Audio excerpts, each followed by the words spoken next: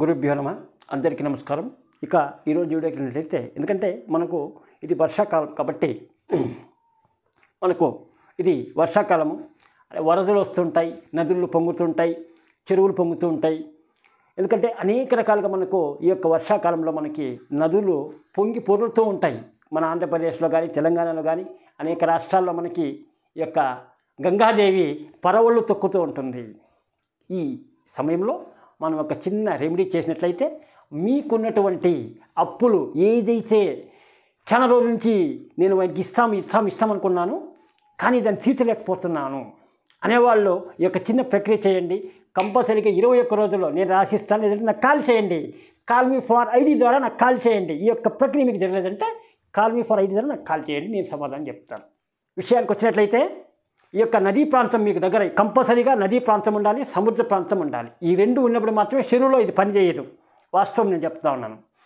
చెరువు మీరు వేసినట్లయితే అది పనిచేయదు. మీకు నదీ ప్రాంతమే ఉండాలి, సముద్ర ప్రాంతమే ఉండాలి. ఈ ప్రాంతంలో ఉండేవాళ్ళు, ఎందుకంటే ఈ నెలలో మీరు పుణ్యక్షేత్రాలు తీర్థాలు మీరు పోతూ ఉంటారు కాబట్టి అందుబాటులో ఉంటుంది. కొంతమందికి ఏర్లు ఉంటాయన్నమాట, సెలయేర్లు ఉంటాయి.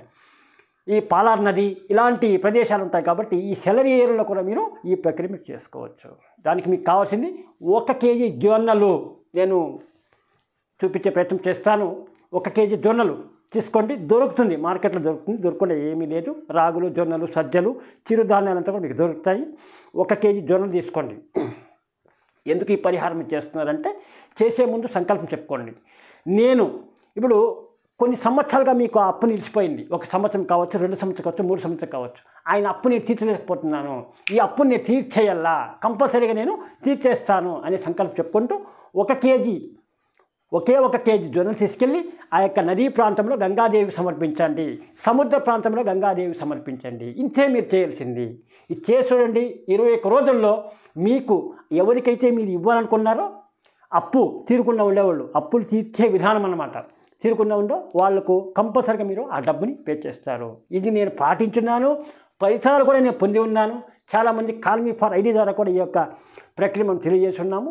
కాబట్టి మీరెందుకు కూడా ఈ యొక్క అవకాశాన్ని ఉపయోగించండి. ఎందుకంటే మనకి ఇప్పుడు వరదలు ఎక్కువ వస్తుంటాయి, నదీ ప్రాంతాల్లో మనకి ఎక్కువ వాటర్ ఉంటుంది. కాబట్టి ఈ యొక్క అవకాశాన్ని మీరు ఈ యొక్క శ్రావణ మాసంలో ఉపయోగించుకుంటే మీకు అత్యధికమైనటువంటి ఫలితాలు ఉంటుంది, దాంట్లో ఏమాత్రం సందేహం లేదు.